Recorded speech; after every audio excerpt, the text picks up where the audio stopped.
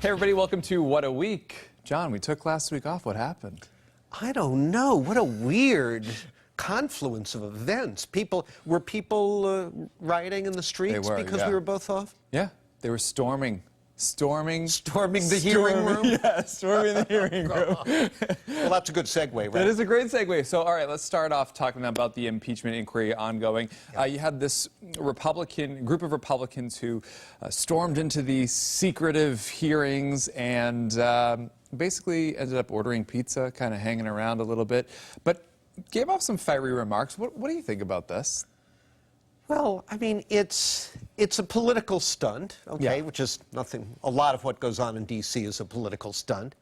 But I'm not sure quite to what end, other than to promote what appears to be the counter-impeachment strategy, which is to claim it's a coup, talk about how the process is unfair, and inflame the sort of zombie base that is willing to believe outlandish charges. I mean, the process that's going on here was the same that was used in the Benghazi hearings. It's something that's sort of par for the course in Washington.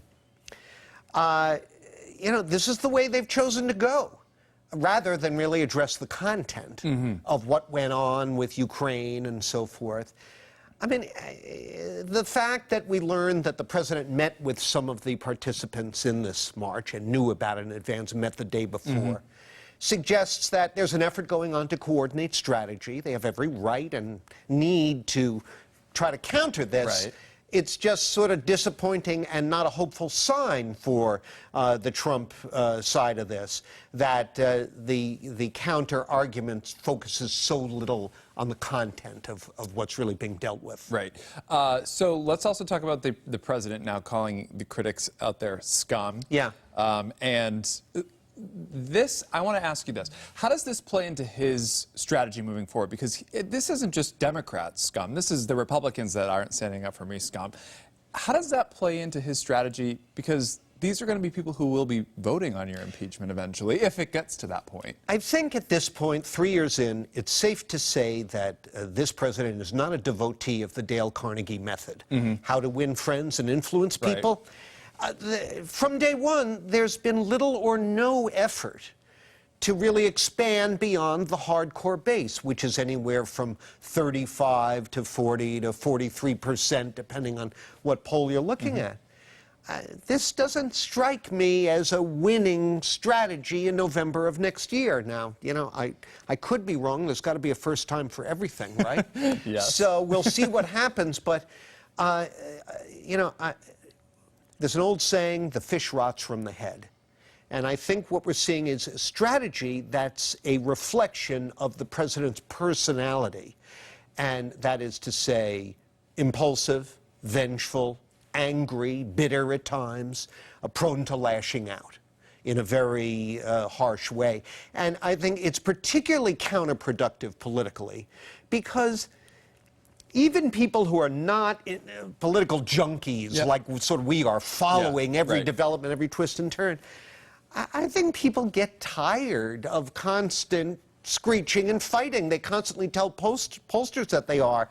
I think in this case, a lot of people are getting tired of this. All right, can't wait to find out where we are with this whole process next week. But yeah, all right. Let's leave it at that for now. I almost don't want to know. I know, right? So Logan Airport has begun this rollout, or they're about to start this rollout where the ride shares have to pick up in the central garage and drop off in the central garage, and it's going to, you know, happen over the next 2 months or so. So, what do you think? Is this good? Is this bad? Because what I'm hearing when I take the Ubers to the airport is the Uber drivers don't love the idea. What do you think about this? Trying to ease congestion at Logan Airport. Right. A, is that possible? Well, we're going to find out. Yeah. And the people at Massport are well-meaning here. This is a legitimate effort. I don't think the statistics lie, although the ride-sharing company people dispute a little bit the extent to which they contribute to congestion. But there's no question that Logan has become a gridlock nightmare too often. And something does need to be done about it. Okay. So they're going to make it a little less convenient for you to get your Uber. You'll have to go to central parking, then make your way to your terminal. That's not the end of the world, but I think a less discussed part of this is they're going to slap basically a fee on these rideshare rides. I believe it's over $3 for certain kind of rides. And in the meantime, I think it would behoove everybody to think a little bit about why Uber and Lyft became so popular. They were cheaper than cabs. Right, yeah. B, they were a better experience than cabs, cleaner cabs. Drivers who, because they have their smartphone and they have the GPS there, they know where they're going. You don't have to shout out every turn.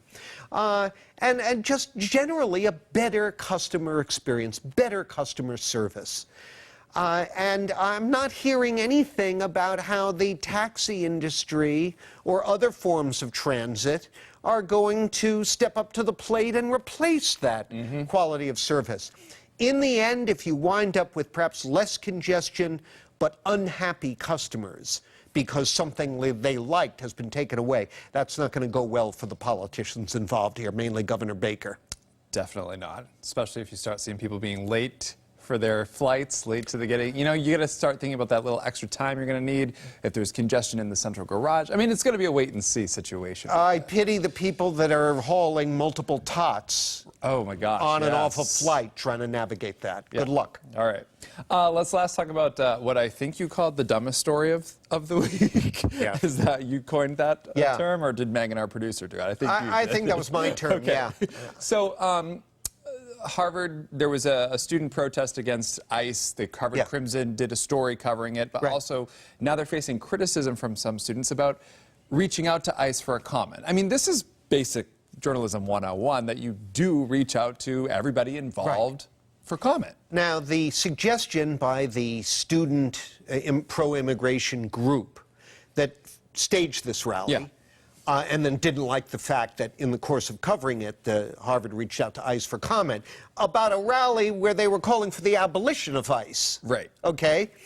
Their claim is that this put their members somehow in jeopardy, that this amounted to tipping off ICE and might bring down the ire of ICE on the student organization.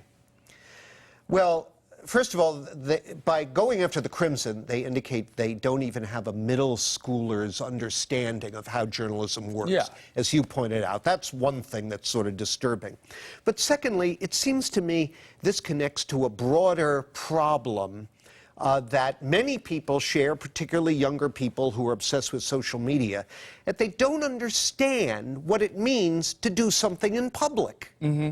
It's one thing if you had a private meeting where you're organizing to try to overthrow ICE or try to impede ICE, and the paper gets wind of it and reports on it. I can see why that might be problematic in some ways.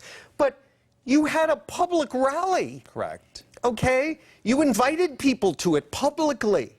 The media was there. You knew they were there because you gave interviews to the Crimson reporters.